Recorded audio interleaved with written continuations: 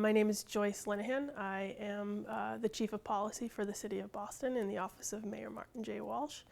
And I used to be a record company bottom feeder, and I have a gold record here, actually a gold CD, is there, of CDs by Nirvana.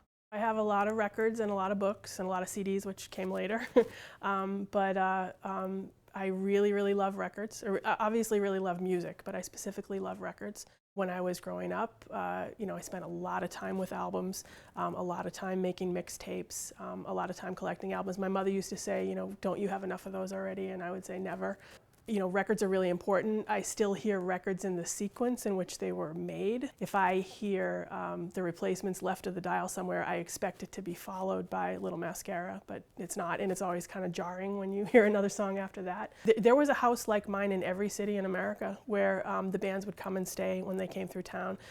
We tried to make it comfortable. There'd be laundry, there'd be extra bedrooms, there'd be clean sheets, there'd be towels, things like that. But in every city in America, somebody had a house like that. There's a pretty famous story about Courtney Love writing doll parts in my house. I was not aware of it. I had nothing to do with it. I didn't, the song went on to do really well. No thanks to me, but she apparently wrote it in my in one of my spare bedrooms on Minot Street in the Neponset neighborhood of Dorchester, which is kind of funny if you know anything about Dorchester. Eddie Vedder's been, Elliott Smith had been to the house, Kathleen Hanna, hundreds and hundreds of musicians who stayed in different houses that I've lived in. I don't really see the house where artists visited as being different from the house where politicians have visited, or anybody else really. I have hosted a fair number of political events in the houses that I lived in, the most famous of which is probably Senator Elizabeth Warren's first house party when she was trying to decide whether or not she was going to run for the Senate. There were about 70 people in my living room at a different house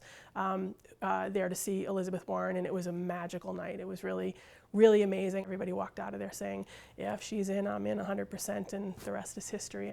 The object is special because it signifies a lot of things. It's first of all, it's a Canadian gold record, not an American gold record. Well, the way that gold records work is that you have to sell a certain number of records to be awarded a gold record, and then the record company that owns the rights to the record purchases these gold records and gives them away to people who they think deserve them. So there's this object that hangs on my wall in my house where a lot of people come to visit and gives me a little bit of instant credibility. In reality, and I don't mean to sound cynical about it, it's an object that I didn't really earn. I worked for the record company that they recorded for. One of the people who worked at ICA Canada thought that I should get a Nirvana gold record for Incesticide and purchased one for me. So that's how I have a gold record that has my name on it and everything. I worked with a lot of formerly soon-to-be famous artists who are now doing all kinds of things, no longer music, but it definitely symbolizes a time in my life that I wouldn't trade for anything.